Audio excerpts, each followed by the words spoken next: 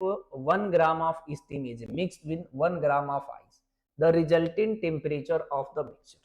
तो जब भी इस तरीके का क्वेश्चन आए तो मेरे साथ देखिएगा जरा मैं कैसे करता हूं, आप मेरे साथ समझिए। मैं तो हम कहते हैं कि थोड़ा स्लोली समझिए। यहां पर स्टीम बना लीजिए,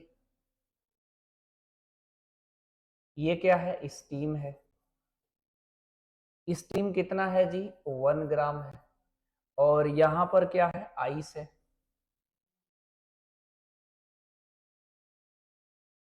आइस, आइस जो है हमारा कितना है, 1 ग्राम है। मेरी बात से सहमत हो? इन दोनों को मिक्स किया जा रहा है, मतलब स्टीम को आइस से पास कराएंगे, या सीधे सीधे हम तो आपको ऐसा डायग्राम बना के समझाते हैं ना। इन दोनों को हम क्या करेंगे, मिक्स करेंगे। तो यहाँ पर जो रिजल्टेंट टेम्परेचर आएगा वो पूछ रहा है, ध्यान से समझना। इधर के सारे क्वेश्चन बहुत ही प्यारे प्यारे हैं, आराम से सिस्टमेटिक लगाएंगे तो कॉन्सेप्ट सीखने के लिए मिलेगा, समझे। अब एक चीज मुझे आपको बता रहा हूं, कुछ चीजें आपको याद रखना पड़ेगा। क्या चीज, जब भी आप पीवाईक्यू सॉल्व कर रहे हैं तो आगे पीछे जब जाएंगे, मैं इस क्वेश्चन से ले लेता हूं। एल जो है लेटेंट, आपको फिलहाल याद रखना, लेटेंट हीट ऑफ फ्यूजन जो है 80 कैलोरी पर ग्राम है। तो मैं आपको याद करने के लिए भी एडवाइस दूंगा। तो मैं यहाँ लिखता हूं पहले, जो आपको गिवन नहीं है, लेकिन आपको एल एफ ये कितना होता है, 80 कैलोरी पर ग्राम।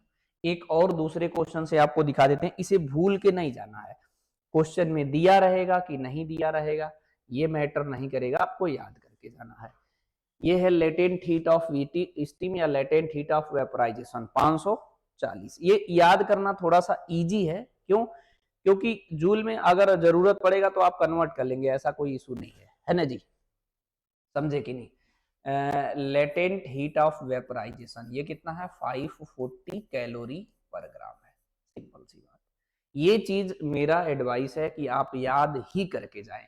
सपोज दैट कभी जूल में जरूरत पड़ेगा आपको, तो ये नहीं कर पाओगे। जूल या ये ग्राम को केजी में कन्वर्ट करना सबको आता है।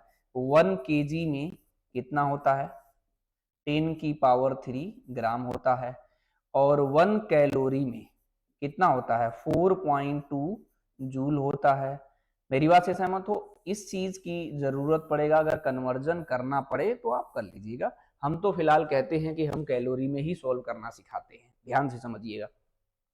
तो एक चीज मेरी बात समझिए, ये 1 ग्राम आइस है, तो सबसे आइस से जब रास्ते में आएगा तो पहले ये वाटर में आएगा। कितना, 0 डिग्री सेल्सियस, क्योंकि ये आइस किस पे है, 0 डिग्री। तो यहां से यहां तक आने में क्या लगाना पड़ता है, ml f। तो आप चेक करिए 1 एल एफ की वैल्यू कितना होता है, 80। मेरी बात समझे नहीं, तो ये 80 इन मल्टीप्लाई करो तो ये कितना आया, 80 कैलोरी आया, समझे कि नहीं।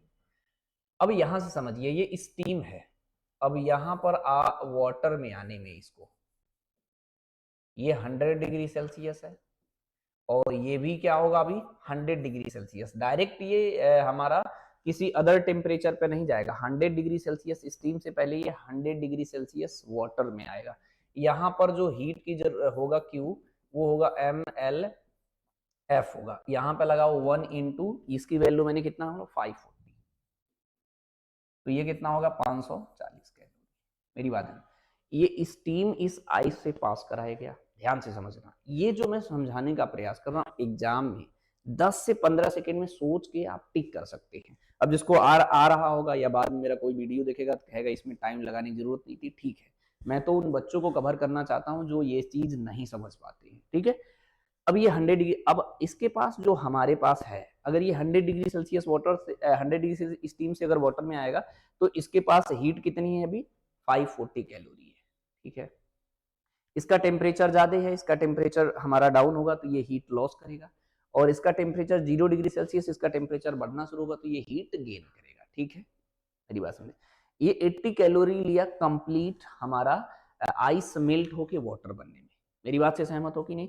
तो ये हमारा कितना हो गया, 0। अब देखो एक बात समझ लो, 0 डिग्री सेल्सियस वाटर से 100 डिग्री सेल्सियस वाटर में इसे आने के लिए, मान लो यहीं पे मान लेता हूँ, ये 100 डिग्री सेल्सियस वाटर में आने के लिए इसको हमें कितना हीट देना पड़ेगा, Q equal to mc delta T. अब ये भी मैं कहूंगा याद करने के लिए, C का 1 कैलोरी अभी लिखवा दूंगा, ये 1 है और ये 1 हो जाएगा delta T, 100 minus zero, temperature difference 100 minus zero तो 100 होगा, तो ये कितना हो गया हमारा 100 कैलोरी हो गया। अच्छा, इस आइस को कंप्लीट मेल्ट होके 100 डिग्री सेल्सियस पहुंचने के लिए इसको कितनी हीट की रिक्वायर्ड है, कितना है, इसको आप Q1 मान सकते हो, इसको आप Q2 मान सकते हो, तो इधर Q1 प्लस Q2 कितना मान सकते हो, ये कितना हो जाएगा जी 80 प्लस 100, तो ये कितना हो गया 180 कैलोरी। लेकिन जो हमारे पास स्टीम है उसके पास कितनी एनर्जी है 540, ये अपनी कितनी एनर्जी दे दिया इसको 180, तो ये हमारा कंप्लीटली मेल्ट होके क्या हो गया 100 डिग्री सेल्सियस पे आ गया। मेरी बात समझे, तो अगर फाइनल टेम्परेचर की बात करें तो ये खुद भी 100 डिग्री सेल्सियस पे आ गया, ये खुद भी 100 डिग्री सेल्सियस पे है। मेरी बात से सहमत हो, यानी इसका फाइनल टेम्परेचर जो है वो 100 डिग्री सेल्सियस होगा। मेरी बात से सहमत हो, अगर इसका अगर मतलब ये एनर्जी ज्यादा रिक्वायर्ड होता, इसमें कुछ खर्च कर देता तो अलग बात होती। इसमें इतना कम मास है कि इसको कंप्लीट मेल्ट करवा के 100 डिग्री सेल्सियस बॉयल कराने में और उसको क्या करने में, उसको बॉयल कराने में कितना है 180 कैलोरी ही एनर्जी जरूरत पड़ रही है हमारे पास 540, तो ये कॉमन टेम्परेचर इसका कितना हो गया हमारा 100 डिग्री सेल्सियस हो गया। तो इसको डायरेक्टली हम टिक कर सकते हैं ए ऑप्शन।